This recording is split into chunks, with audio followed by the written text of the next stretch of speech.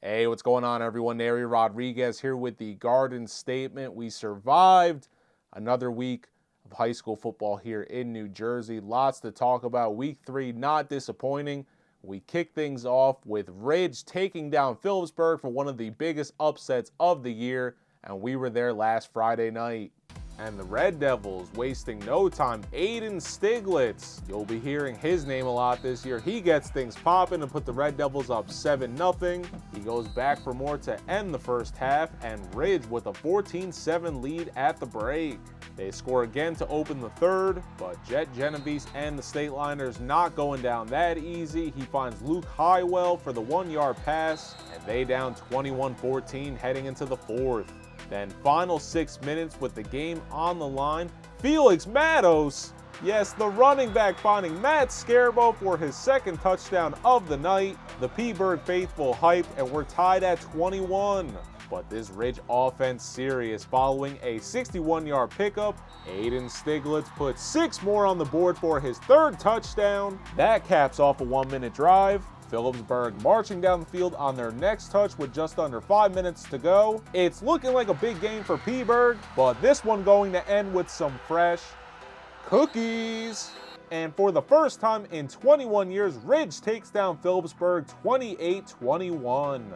Coach Andy West and company, coming up so close in years past, finally get the job done, as senior Aiden Stiglitz finishes with 220 rushing yards for 3 touchdowns on 25 attempts. And have to give credit to Phillipsburg for not quitting. Shout out to Matt Scarbo Jr., 90 yards on 4 receptions for 2 touchdowns. And despite 200 passing yards and 2 touchdowns from quarterback Jet Genovese, P-Bird falling to 2-1. Ridge also with the same record. Here's Aiden Stiglitz and Coach Andy West following the victory. Without question, our player of the game, Aiden Stiglitz, tell me, how's it feel to get this huge win over P-Bird? Amazing. I feel like this game was a huge part of what Ridge football is about and what we can do the rest of this season, and it really gave the team momentum and confidence to, keep winning out and hopefully go all the way this year. So the wild fourth quarter there, they throw that crazy, running back pass, and you guys score within a minute. Just tell me what's going on the sideline. How are you able to keep so much composure? You broke off that 61-yard run and put them in a good spot. I feel like a bunch of those bigger plays give us huge momentum, especially from our student section. They were going nuts. It gets all of us hyped, gets everyone in the atmosphere hype, and when that's going on, we're on the field. We're just like, oh yeah, we can do this. And obviously 3 touchdown performance for you tonight. When you woke up this morning, did you think that would be the case? Yeah. I knew this game was going to be a huge part of kind of my building, my career, and I suffered a UCL injury for baseball in the spring this past year, and it was a huge mental reset for me, and I wanted to use this football season as a way to kind of show that I'm still here and I still have something to prove.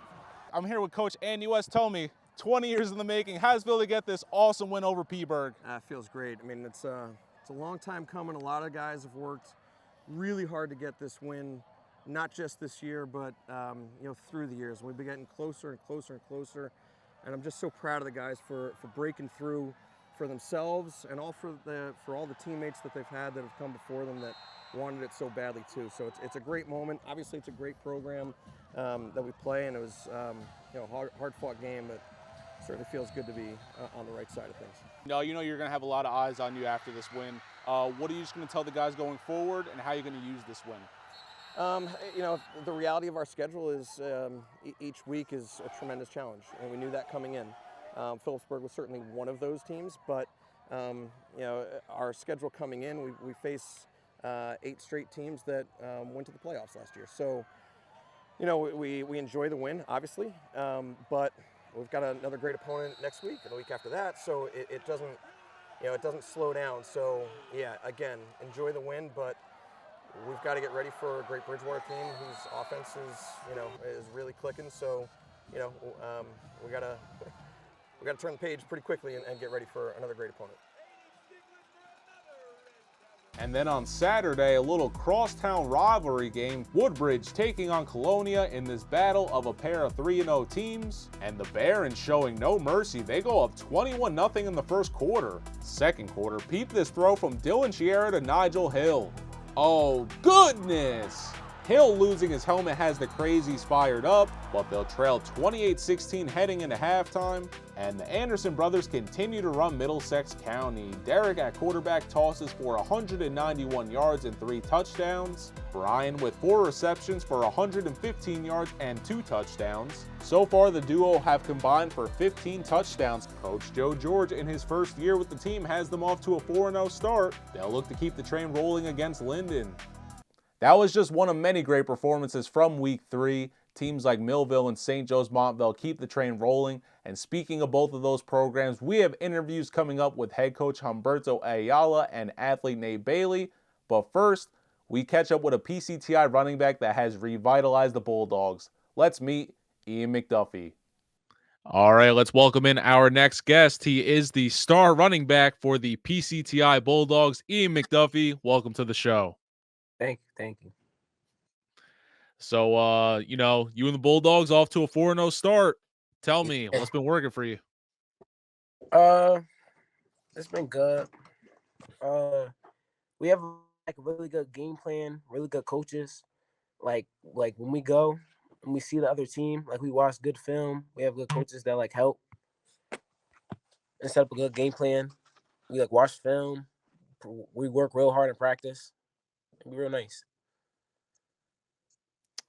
Yeah, so you guys are off to a 4-0 start. These last couple years, we've been seeing the Bulldogs in championship games, and we're sad to see the Dye twins go. You guys are back. Just talk about what was stressed in the offseason, and, you guys feel like you're shocking some people right now? Yeah. I feel like we had a younger team, so it was like a lot of the younger kids had to step up. So like during the summer, we were working a lot, going over plays, formations, everything. And like we really had to while we were home, we had to do a lot of stuff by ourselves, not just have practice. We had to do the extra stuff. And that kind of helped transition to now where we are. Yeah, and coach, he's only lost a handful of games these last couple of years. Just talk about, what's he really just been stressing to you guys so far early on in the season? He been saying that like he knows we're gonna be the underdogs, so we just gotta work hard every day in school, in practice, in the games. We just gotta keep working. We can't stop. We just gotta keep going, pushing hard. Absolutely. And, you guys in those 4 games, some impressive opponents taken down. You open up the season with a great South Jersey team in Lenape. And then you take down West Orange and possibly, one of the biggest upsets of the year. Tell me, take me through that West Orange game and just what was that week of preparation like and practice, all that. We knew that they were a good team. They had a lot of good players. In practice, we really had to we had to make up a good game plan. We know our team is balanced, so that's what we really need to do. We have a cool couple players. So we knew that we have Joel, he's a really good player, that they'll be trying to stop him. So that opened up room for me to do what I can do. And we ran the ball well, and our defense really prevailed. We have good DBs. They just locked it up. They couldn't do anything. And did you know in training camp or before the start of the season that you were going to be one of the go-to guys this year? No, not really. Not really. Cause I'm a sophomore. Everybody else is they much older than me, junior, senior. So I don't really know I was gonna be this much of an impact. Does that put more pressure or less pressure on you that you're a sophomore in this position?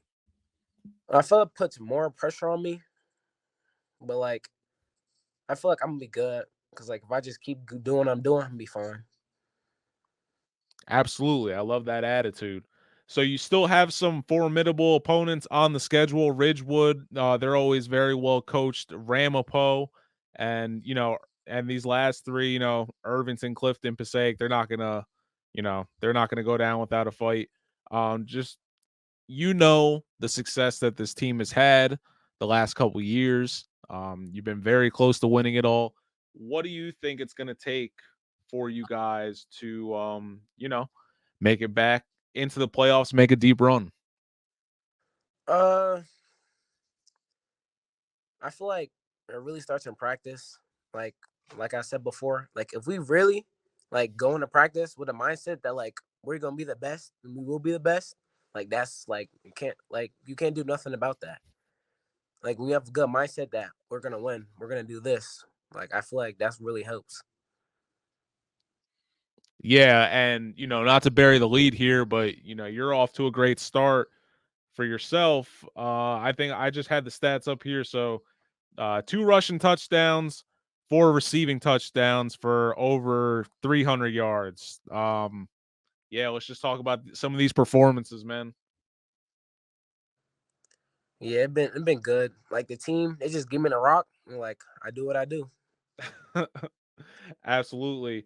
You had 109 yards against Patterson East. I know that's a close rival.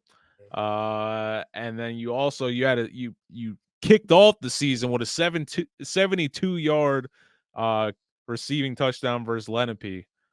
It's incredible, man. Just had this is a football crazy state. What's been kind of the reaction from the PCTI alum and just the fans around there?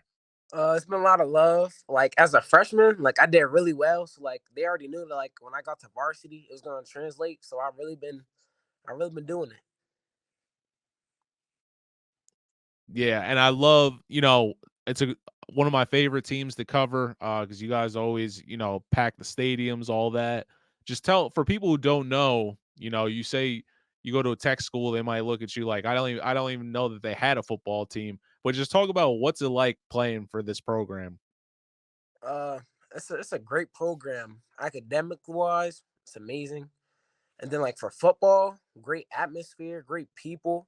Like we like the lights we have, they're amazing. We have a good athletic director. Like it's just nice, good environment. For sure. Did you grow up going to PCTI games? Like, Uh, Not really. But like when I was at Little League, like I played for a team called Silk City Cardinals. Like all our mm, games used to be at Tech.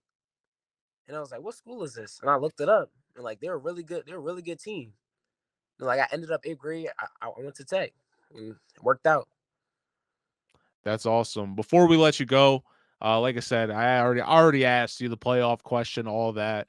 Just what are you looking forward to most this year? And actually, what have you enjoyed most about this year so far?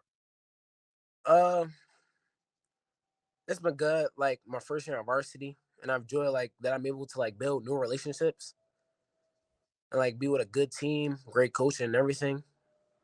And it's really fun. Just going out there with my guys and, winning games.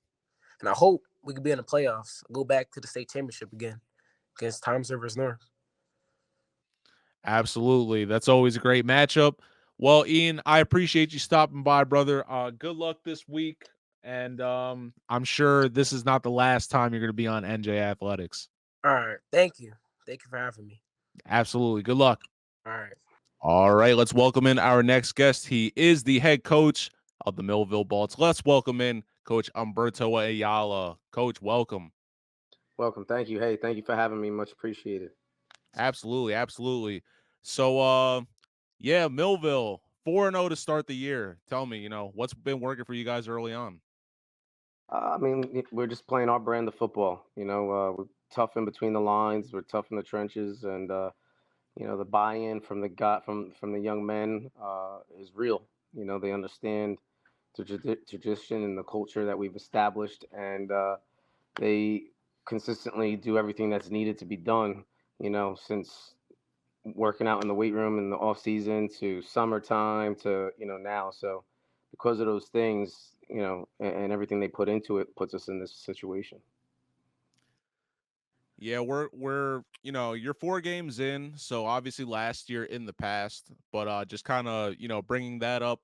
You fall short to a very good mainland team. Obviously, you had won the year before. What were just some of the takeaways, and what were some of the things you were just stressing to the guys in off season training camp and still early on in the season? We want to just keep our grind. I think and mentally understand that each week we have to be dialed in, never to take you take an opponent lightly because we respect the game and understand that everybody's putting in that time and effort in order to have success on the field. And I think we mentally, weren't in the right space in that game. If you understand what I'm saying, the way we should have been. And I'm not making excuses. That was a good team. Don't get me wrong. They listen 14-0, won a state championship. Uh, but we not needed to be consistent on our mindset, every day and every week, and that's where this group is right now, and that's why, uh, you know, we are seeing the successes that we are. Yeah, and this is a very special group.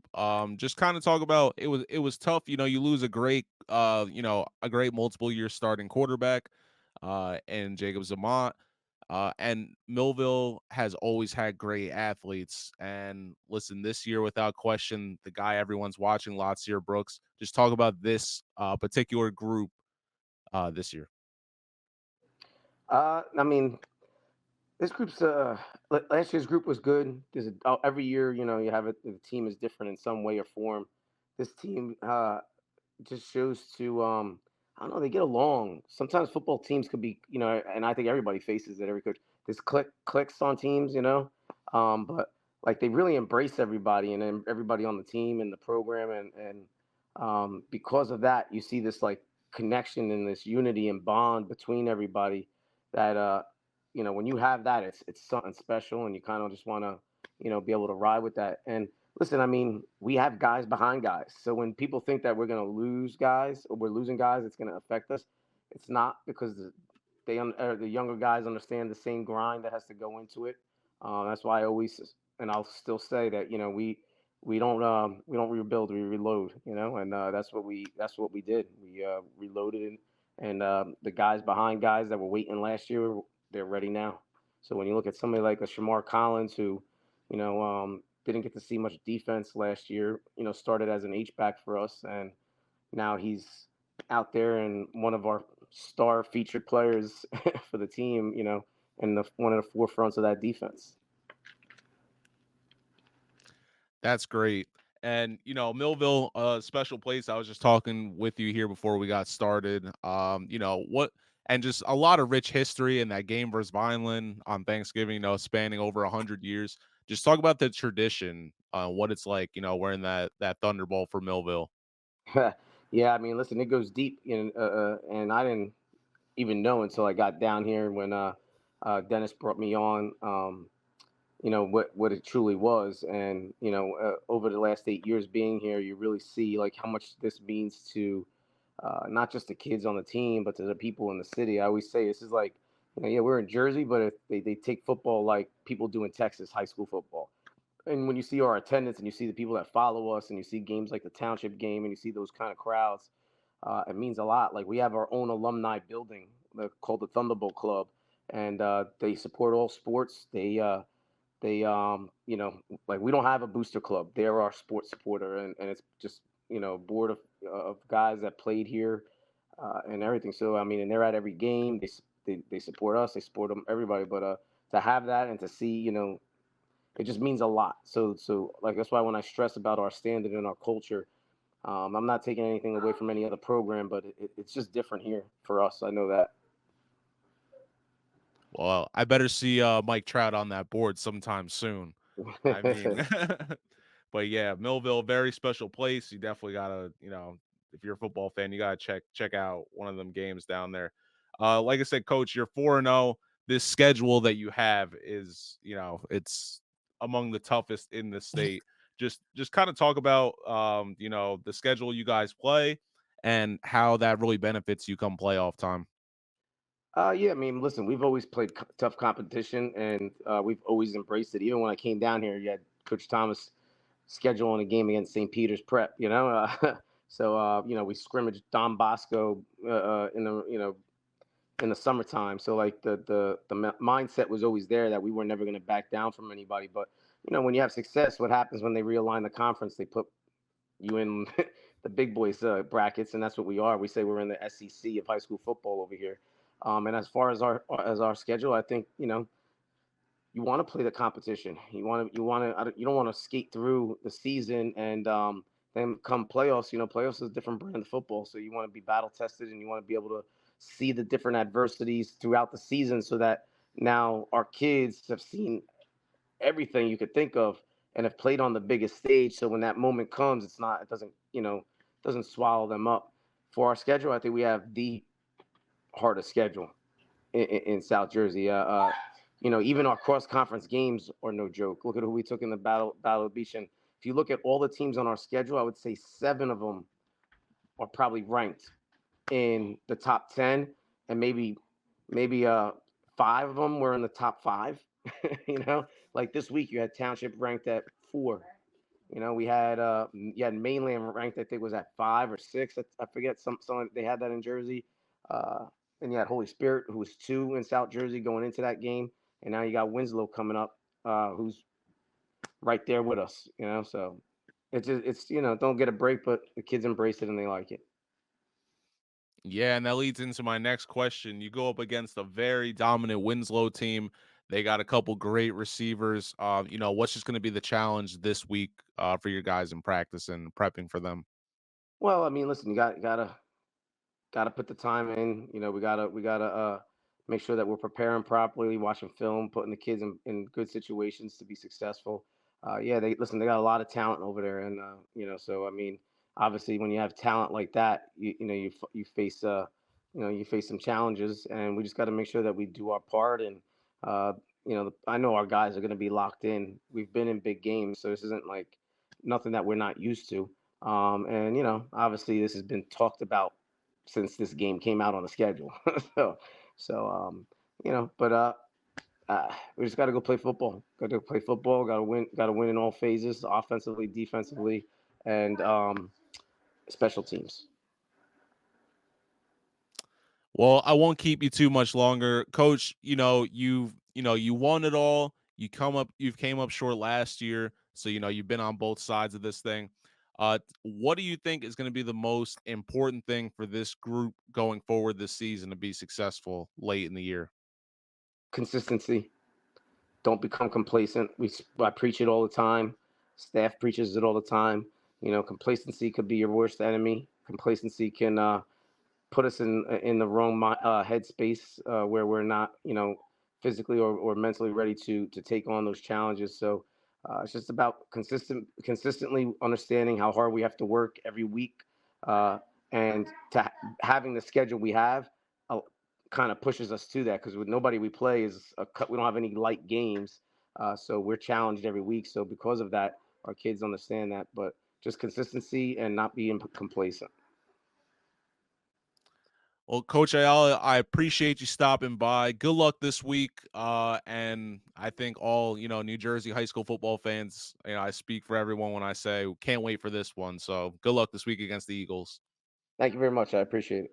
Our next guest is so good, he doesn't have just one position. Let's welcome in Nate Bailey from St. Joseph Montville. Nate, welcome. What's up? Thanks for having me. Absolutely, brother. Absolutely. So the Green Knights, Coach Augie Hoffman back, are 3-1 in 2024. Tell me, it's been the secret so far. Just doing the little things the right way. We've been trying to get more discipline since August, and it's shown throughout these weeks. Yeah, and you've had a great career at St. Joe's so far. But tell me, you get Coach Augie Hoffman back this year. What was the vibe like in the off season, preseason, and the regular season that we're in right now? I mean, of course, we already knew the body of work he's done at St. Joe's already, so we knew the history, and it was when it was time for a change, we felt like it was nobody else who deserved it more than Coach Augie. So that's the guy we pushed for, and it's been great. The relationships and the lessons he taught us on and off the field, it's all been good. Yeah, and we were just speaking here before we got started. I saw you guys versus Seton Hall Prep, and let me just tell you the vibe, just everything about the program really just brought me back to when he was originally there. Yes, sir. Um, Yeah, and it's almost like night and day from last year. Just you guys have been very dominant against your opponents this year. Got into a great battle with St. Francis of Maryland, one of the best teams in the country. Hmm. Just what did you learn from that loss? And do you think that's what propelled you guys to kind of just, there's no looking back for you right now?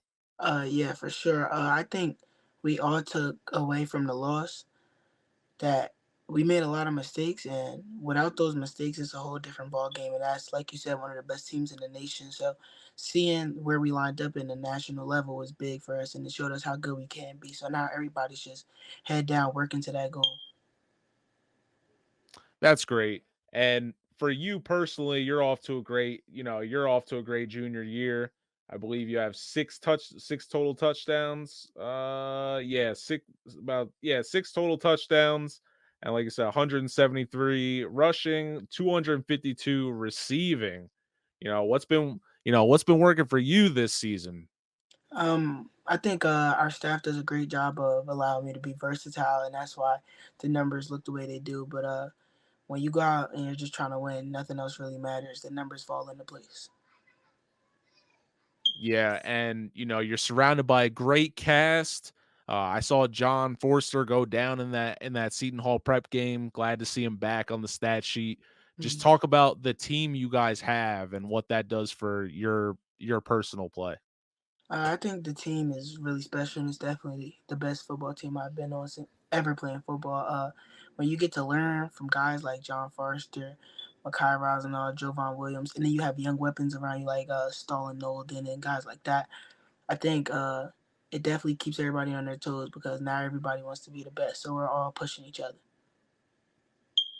Where did you play youth ball at? I play for the Brick City Line. Oh, Stanley Dennis, that's my guy right there. There, Um, Shout out to Brick City Lions, producing great players as for always. sure. Love those guys. So you're no stranger to North Jersey football. You're playing in one of the toughest conferences in the country, I believe. Just talk about that schedule that you guys play and just lining up against this, in my opinion, the state's best every week. I mean, everybody wants to play in this league, no matter what the team is. There's a bunch of great programs around, but I think it's a great experience. You know, when week in and week out you got a tough battle, so you got to be on your A game, and it pushes you to be your best. So when you go to college, you're no stranger to competition. Yeah, and you still got, you're only a junior, so you're gonna have a whole senior year. What have you really enjoyed so far being in the Super Football Conference?